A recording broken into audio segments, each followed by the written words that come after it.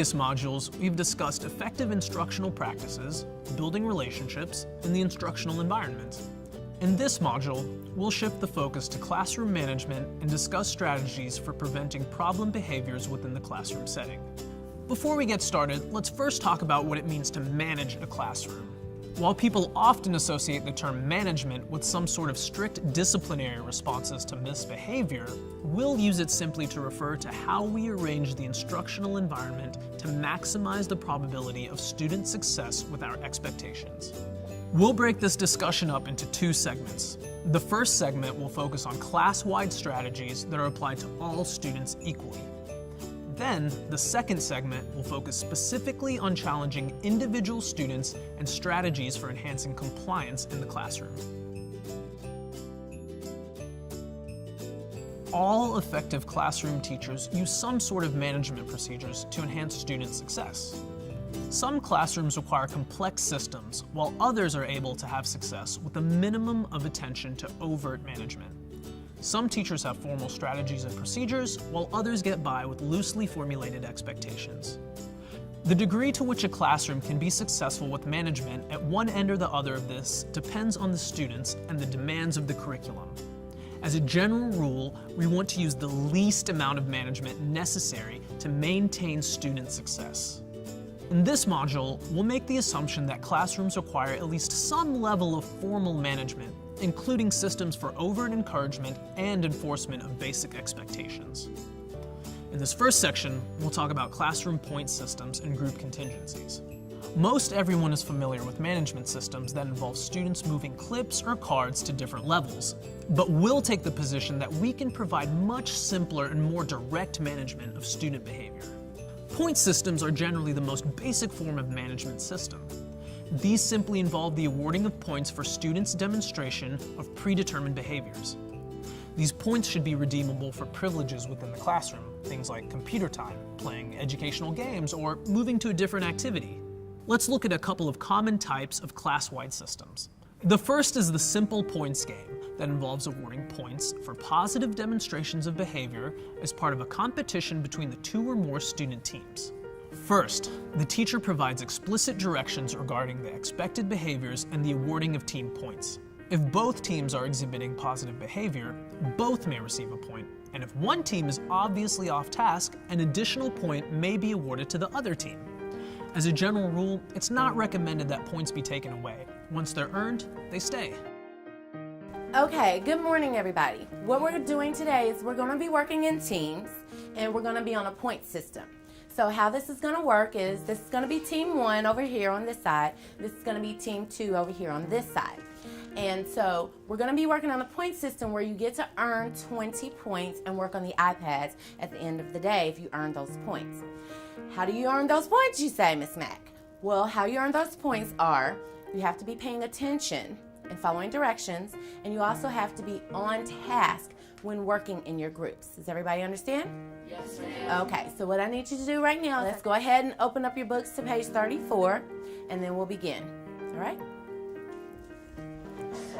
Okay, Connor, so on this page right here, what you're supposed to be doing is like looking at the contextual clues right here, and then you'll turn on this page right here and answer the questions that it's asking you right there. Is that clear? Do you understand those directions? Okay, all right. Wow, I'm impressed. I really like how this group over here is on task and following directions, and how this group right here is working well together. I'm impressed with that. Excuse me just a minute. Thank you. So you guys earned points. So right here on this page right here. Okay, so right here on this page right here. Right here on this page, I want you guys to notice that there's supposed to be some information right there, okay? So then, so let me get this. Excuse me, I'm sorry. But team 1, you are off task, and I have team 2 is totally on task. And so team 2 is gonna earn. And hopefully team 1, you can get it together and earn the rest of your points for the day. Okay, so everyone has deserved your points for the iPads. Yay! All right. Congratulations, guys. In a variation of the points game, the teacher can play against the entire room, so that when there's misbehavior, the teacher gets a point. Older students may find the points game to be a bit too juvenile, but they will often work within a point system for privileges. In this simple point system, the class as a whole receives points towards some goal. Note, there's no competition here. It's simply a matter of the class meeting a goal for total points. Again, this begins with explicit instruction regarding the behaviors that warrant points and the designation of the goal. Let's watch how a simple point system is run in a classroom.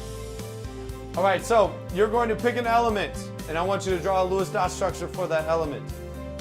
And as a whole class, once I've discovered and found that 20 of you all have done different, correct Lewis dot structures, you'll have a demonstration for you at the end. But we've got to do this before the end of the period, okay? So when you're ready to be checked, I want you to raise your hand quietly, and I'll come around and check your work. Any questions? Go.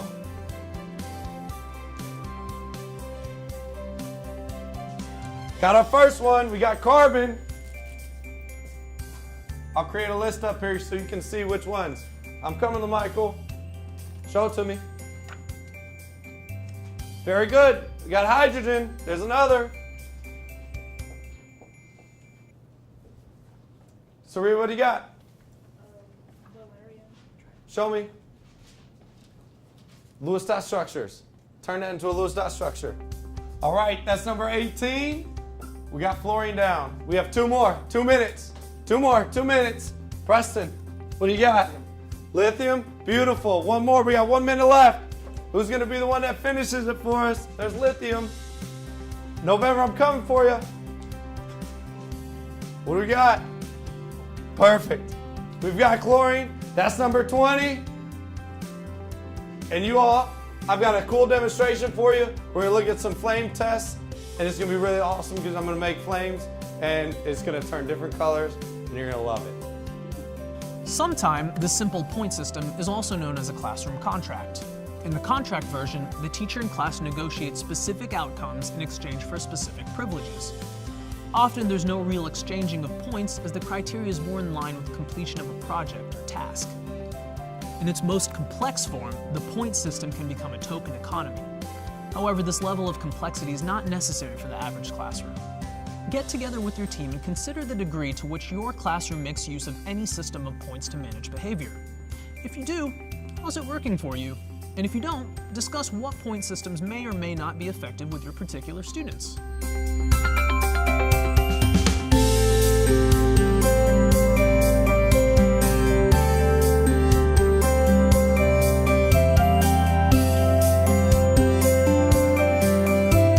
While point systems are simple and can be used across the entire classroom, sometimes strategies are necessary specifically to promote student compliance. In modules 9 and 10, we'll talk more about individualized strategies, but for now, we'll discuss a couple of simple strategies for getting students to comply, or even just to get started on work. The group contingency is applied across the entire classroom. Very simply, this strategy provides a desired outcome or reinforcer for the entire class, contingent upon demonstration of some target behavior or outcome by every individual in the class. In the point systems, it was possible for the stellar work of a few to make up for the shortcomings of others. But in the group contingency, everyone must individually perform in order for the entire group to be reinforced. Group contingencies are good for helping to build teamwork and collaboration among a group. However, group contingencies are not appropriate for teaching new behavior. If there's any student in the classroom that cannot successfully meet the target, the entire class is punished. Rather, group contingencies are effective to generate compliance with skills and behaviors that we know the students can do. That's why this is really a type of compliance training. Here's an example of a group contingency in action. Notice how the teacher uses reminders of the group contingency to subtly prompt and remind students throughout the class. All right, guys, so today I'm asking a lot. I'm asking for a one-page reflection. I need 5 paragraphs from each of you. I know that writing has been kind of a struggle for us lately, so I'm going to make a deal with you. Okay? The deal is if you guys can do 5 paragraphs and everybody's putting forth their best effort, you've got 5 paragraphs on your blog that impress me, then tomorrow we can have comfort seating for the whole day. Now here's the thing. We're doing this as a class, which means we're a team, and everybody needs to help. Everybody needs to help carry the burden here. So if you see somebody who's struggling, I need you to encourage them. Let them know that they can do it. Help them out. If you're struggling, ask for help. Because if we're not all doing this, then we don't all get the reward. That makes sense? Good? All right, guys. It looks like we've got almost all of them. We're so close to our reward. We are missing one more. Good. All right, there we go. Comfort seating. In this case, it worked. But what if there was a student that purposefully refused to comply as a way of getting negative attention from peers? I'm sure you've seen these students. They thrive on peer attention, even if it's negative. But when the contingency is put into place, these types of students may even stand and comment to all that they will not complete the task, so the entire class will suffer. First, if you have a student that you know is like this, do not use a group contingency. It's a setup for failure for everyone. Second, if you put a contingency in place and a student responds in this way, the teacher should calmly state that it's okay and the particular student will not be a part of the contingency and will not be eligible for the reinforcer. Take a look at how this teacher handles the situation. All right, remember guys, we all gotta do this. We gotta work hard, okay? Man, this is dumb. I don't want to do this. All right, you can do it, team. Let's get going. You wanna do it? How about this? Tomorrow, you and I can do it together. I want to work with the class. Okay. If you want to do comfort seating tomorrow, then you need to work with the class right now. If you don't, you and I can do it tomorrow while they're doing comfort seating. Oh, I want to do this today. Are you sure? Because you just said that you wanted to do it tomorrow. You didn't want to do it today. Oh, I can do it with the class. Okay. Make sure you're doing class right now, and it's a good decision. Thank you, Colin. This is not the way we want this to play out, but it is a way to salvage it. So again, if you have a student like this, it's best not to try the group contingency in the first place. Instead, there are some individual compliance strategies you can try with these students. Providing students with choice is a strategy for building compliance. But in this strategy, the choices are still selected by the teacher, and both choices are similar in terms of work and effort.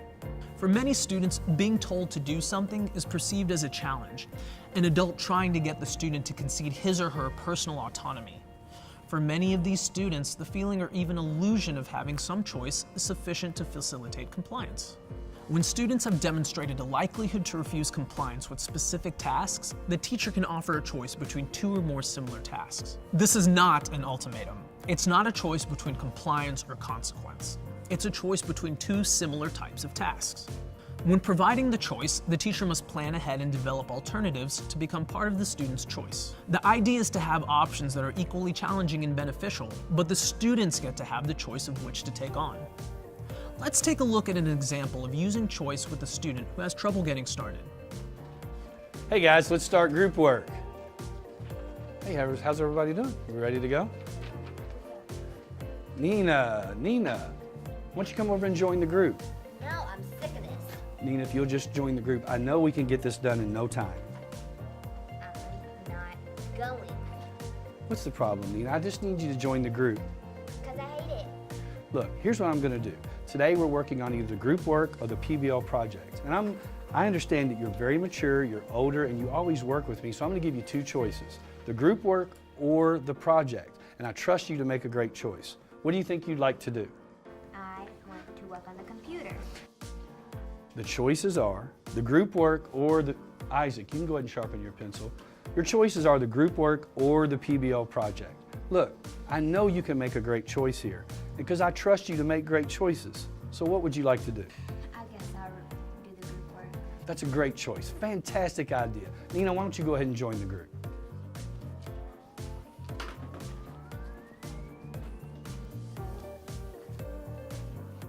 Note that the teacher didn't directly respond to the student's request to read. They simply restated the available choices. In this next example, the teacher can feel that the class is beginning to slip in its attention to task and group projects, and is using a form of choice across the entire class. Clap once if you can hear me. Clap twice. Clap 3 times. Guys, I appreciate all your hard work, and we've been working on multiplying fractions like crazy, and it's getting a little bit mundane. So here's what I want to do today. I want to give you guys a choice in class. I'm going to give you a choice of 3 things. You can either work on stages, You can work on your PBL project groups, or you can go back and work in a computer station. So I want you to think about it for a few seconds, which one you'd like to do, and when I say go, I'd just like you to get up, go to the station that you'd like to work in for the rest of class. Does everybody understand that? All right, go ahead and choose your stations.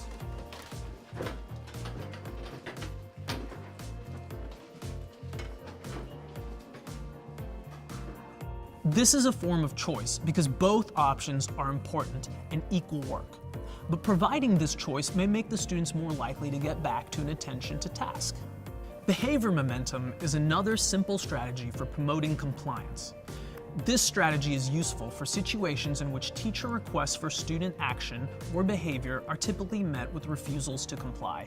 The idea of behavior momentum is that low probability requests are more likely to succeed if they have been preceded by simple requests that have resulted in praise, thus building momentum with the student's behavior.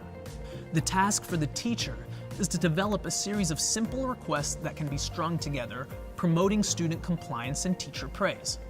Let's take a look at an example of behavior momentum. Hey, Tanaya. I need a student that's really responsible to do something for me. Do you think that could be you? Yes. All right, good. I was hoping so because I've been talking to your coach about how responsible you've been in basketball and how you've really been stepping up in practice. And so I need someone who can have that responsibility in my class to help me. You think you can? All right, can you move those paws, the blue paws from the whiteboard back over to the chalkboard for me? Thank you. All right, guys, let's make sure we're working on our bell work, okay? So we need to be working.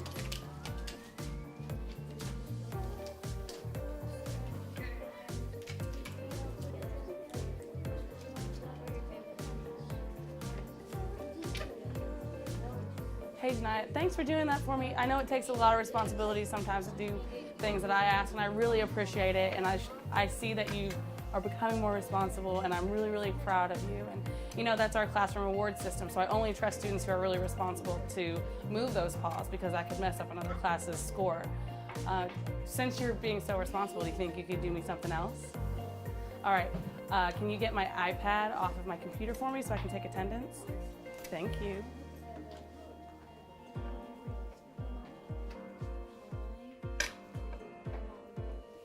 Thank you so much, Janiyah. Hey, thank you for being so responsible and getting that. You know, I don't let everyone go back there, but I trust my responsible students to do things for me.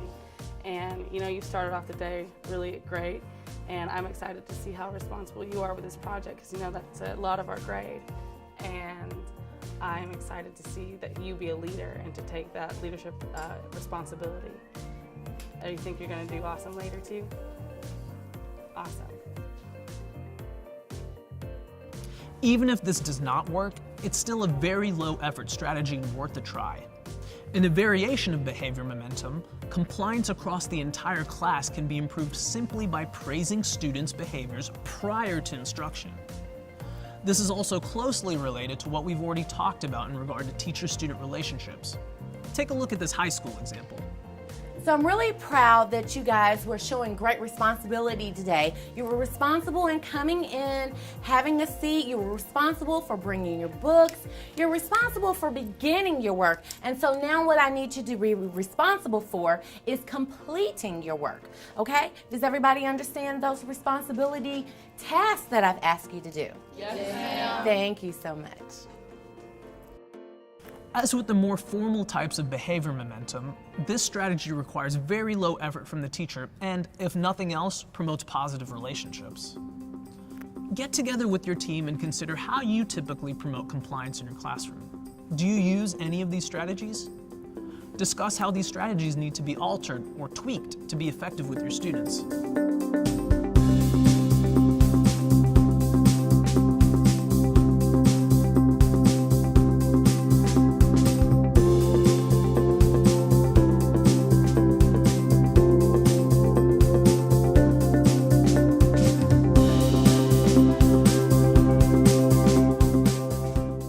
Whatever I do, I try to create the climate of the room.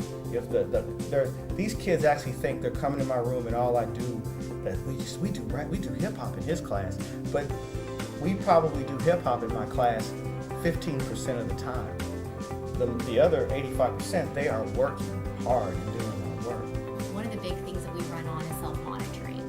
My students, they come in and they are usually the first ones to tell me this is who I am and this is, my behavior history, and I've been in a behavior class my whole life. And it becomes quickly evident that they've been told their whole life how they behave. And so with the use of self-monitoring, we self-monitor 5 times every single class on 5 different explicit behaviors. And it's their chance to tell me how they're behaving. And then they actually make their own graphs. And so and they use that to talk with their families at home. So they're talking about the behavior in a really positive way. We went through a math, unit recently, and I think it's important to introduce these concepts, even if you don't stick necessarily with that particular dynamic throughout the entire lesson, or even the entire day, or even the entire lesson, but that it's there and it's a part of it, and that you have this element.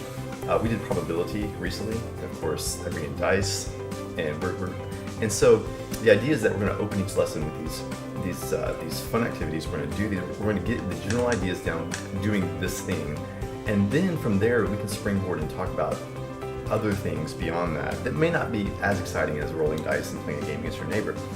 But at the same time, they're seeing the connection between what they just did with the dice, and then maybe other more ethereal, more nebulous concepts that they can kind of coalesce around that. So that's a really great idea, and I really enjoy doing that, even if it's only for a moment. They will, throughout the lesson, they'll ask you, "Hey, when are we going to do that that dice thing again?" And so at that point, I might say, "That's I'm glad you asked that, and we're going to get back to that. But tell me, why do you want to go back to that? Or what did that do? Or what did that, how is what you're getting now related to what was happening then?" And then we can have those conversations. But as long as we have that kind of anchor moment that we can continue to kind of look back, it really helps to solidify everything else that you're doing after that.